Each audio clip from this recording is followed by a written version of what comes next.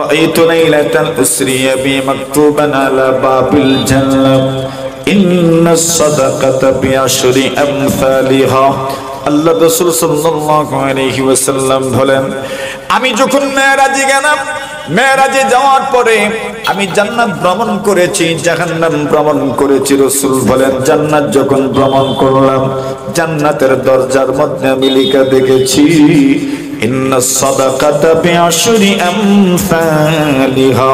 কোন মানুষ যদি সদকা দিতে পারে তবে 10 নেকি দেওয়া হয়, আর কোন মানুষ যদি ঋণ দিতে পারে আল্লাহ পাক তার আমলনামায় পুরা 18টা নেকি দান করেন। সুবহানাল্লাহ।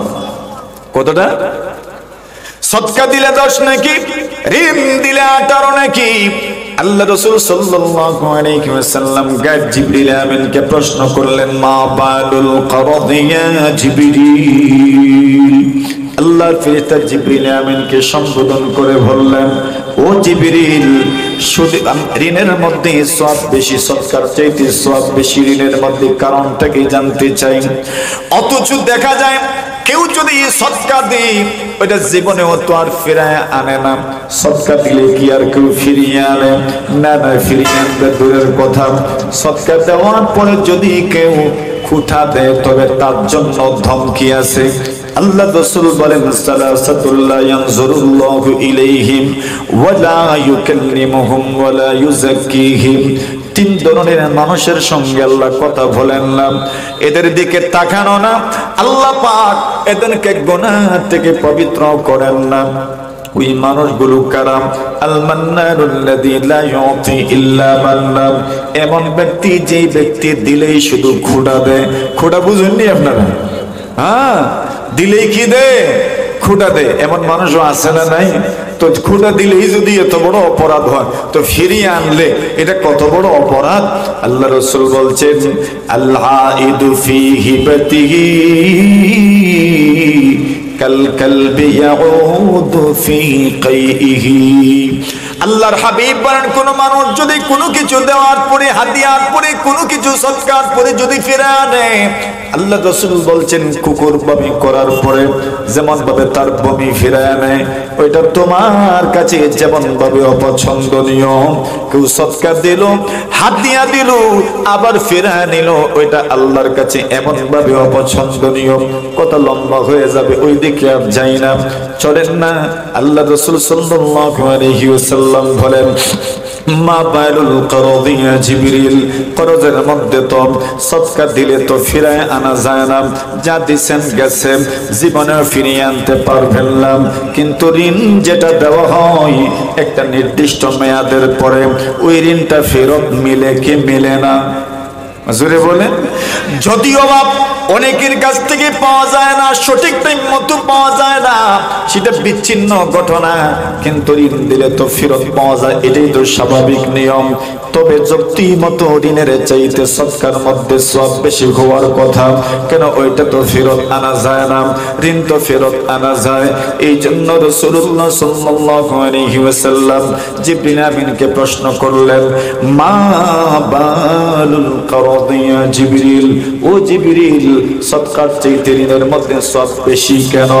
জিবরিল আমিন আলাইহিস সালাতু ওয়াস সালাম জবাব দিলেন, কারণ হইল এই দুনিয়াতে যাদেরকে ঋণ দেওয়া হয়, কোন মানুষকে ঋণ দেওয়া হয়?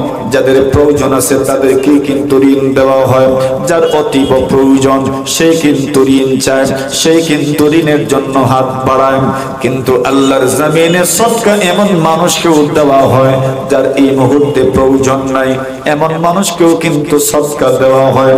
সে একজন স্বীকৃত গরিব মানুষ, স্বীকৃত মিসকিন মানুষ, ওই মানুষটার ঘরে খাবারের মতো সবকিছু আছে, এরপরেও কিন্তু তাকে সদকা দেওয়া হয়। কিন্তু ঋণ যারা চায়, এই মুহূর্তে প্রয়োজন ছাড়া তো কেউ ঋণ চায় না। আল্লাহর নবী বলেন, আপনি কোনো বিনিময় না নিয়ে, কোনো বেনিফিট না নিয়ে, আপনি আপনার জমানো টাকা পয়সার মাধ্যমে আরেকজনের প্রয়োজনটা পূরণ করতে সাহায্য করলেন। এই জন্য বোনাস হিসাবে আল্লাহ পরওয়ারদিগারে আলম 18টা নেকি আপনার আমলনামায় দান করেন। সুবহানাল্লাহ বলেন। এবার আপনার মনে আরেকটা প্রশ্ন জাগতে পারে, আমি যদি ঋণ দিই, ঋণের পরিবর্তে যদি আমি যেটা দিলাম তাই যদি আনি, কোনো সুদ যদি না আনি, তবে আমি যে টাকাটা যে জব্দ রাখলাম, টাকাটা জব্দ রাখার কারণে আমার তো একটু ক্ষতি হয়ে গেল। আরে তবেই তো ঋণের মধ্যে এই পরিমাণ সওয়াব। আল্লাহ রাসূল সাল্লাল্লাহু আলাইহি ওয়াসাল্লাম বলেন, এর উম্মত কোন মানুষ যদি অন্য কোন মানুষকে ঋণ দিতে পারে, আল্লাহ রাসূল সাল্লাল্লাহু আলাইহি ওয়াসাল্লাম বলেন, যে মেয়াদের মধ্যে আপনি ঋণ দেওয়ার দিয়েছেন, যে মেয়াদে পরিশোধ করার জন্য ঋণ দিয়েছেন, উদাহরণ দেই, মনে করেন 1 মাসের জন্য আপনি কাউকে 1000 টাকা ঋণ দিলেন। মুসনাদুল ইমাম আহমদ রাহিমাহুল্লাহু তাআলার মুসনাদের রিওয়ায়াত, রাসূলুল্লাহ সাল্লাল্লাহু আলাইহি ওয়াসাল্লাম বলেন, 1 মাসের জন্য উদাহরণ স্বরূপ আপনি 1000 টাকা ঋণ দিলেন, এর মানে 1 মাস পরে আপনাকে 1000 টাকা ফিরিয়ে দিবেন। আল্লাহর নবীজির ভাষ্য মতো ওই সময়টুকুর ভিতরে প্রতিদিন আপনারা আমলনামায় 1000 টাকা সদকার সওয়াব লেখা হয়। জোরে বলেন, ক্ষতি হইছে আপনার? জোরে কই, ক্ষতি হইছে না লাভ হইছে?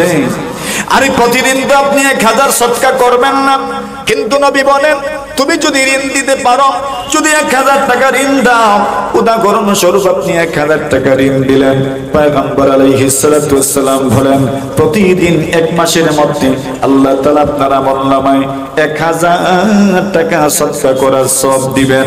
এবার রয়ে গেল আরেকটা মাসআলা, যে মেয়াদের জন্য আমি ঋণ দিয়েছি, লোকটা ওই মেয়াদে ঋণ পরিশোধ করতে পারলো না, এমন হয়ে যেতে পারে আল্লাহর বান্দার ধারণা ছিল ঋণ পরিশোধ করতে পারবে, কিন্তু ব্যবসা বাণিজ্য ভালো হয় নাই, অথবা দোকানে আগুন লেগে গেছে, ঝলে গেছে, অথবা দুর্ঘটনা ঘটে গেছে, অ্যাক্সিডেন্ট হয়ে গেছে, অথবা যে কোনো ধরনের সমস্যায় পড়ে গেছে, এই জন্য সঠিক টাইম মতো ঋণ পরিশোধ করতে পারলো না।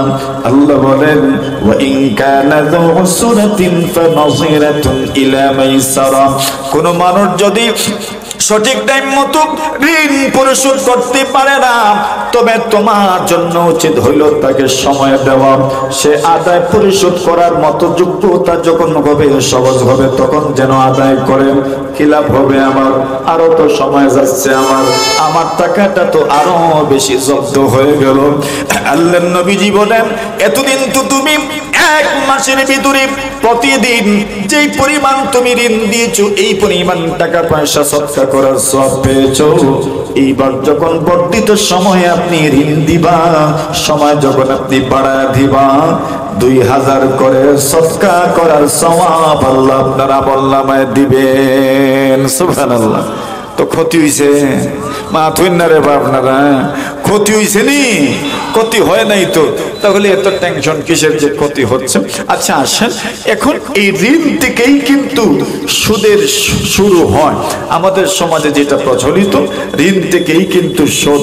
মনে করেন এমন কেমনে বুঝাই আপনাদেরকে, শাস্ত্রীয় ভাষায় তো আর বুঝাইলে এত সহজে তো বুঝবেন না, এজন্য আসেন না একটা উদাহরণের মাধ্যমে আমরা সকলে বুঝে নেই। মনে করেন 1000 টাকা আপনি কারো কাছ থেকে ঋণ আনার জন্য গেলেন, আর ওই লোকটা আপনাকে 1000 টাকা ঋণ দিল, আর শর্ত দিল, সে নিজে শর্ত করলো অথবা আপনি শর্ত করলেন কি, যে 1 মাস পরে আমি আপনাকে 1200 টাকা দিব।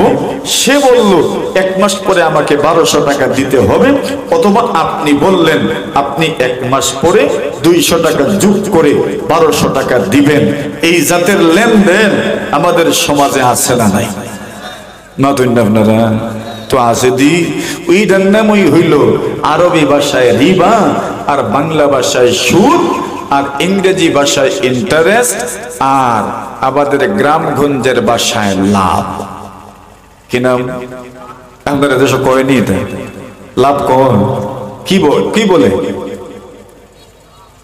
লাভে টাকা আনছে না সুদে টাকা আনছে, কোনটা করে? মা ধরলেন আপনারা, লাভে আনছে, এটা আমাদের সমাজের পরিভাষা, যে লাভে টাকা আনছে মানে সুদে টাকা আনছে। তো আপনি 1000 টাকা ঋণ আনছেন, আপনি 1000 টাকা ঋণ দিয়েছেন, আপনি কাজে হাসানার সওয়াব পাবেন যদি আপনি ওই টাকাটা দেওয়ার পরে যদি 1 মাসের পরে আপনি 200 টাকা নেন, 1000 টাকা তো নিলেনই, সাথে আরো 200 টাকা আপনি নিলেন, তবে ওই 200 টাকা নেওয়াটাকে শরীয়তের পরিভাষায় কি বলে? বলেন সুদ বলে। এটা তো শুদ্ধ ভাষায় কইছ, আমরা স্থানীয় আঞ্চলিক ভাষায় কি তা কয়? লাভ বলে। এটা বাংলা লাভ না ইংরেজি লাভ?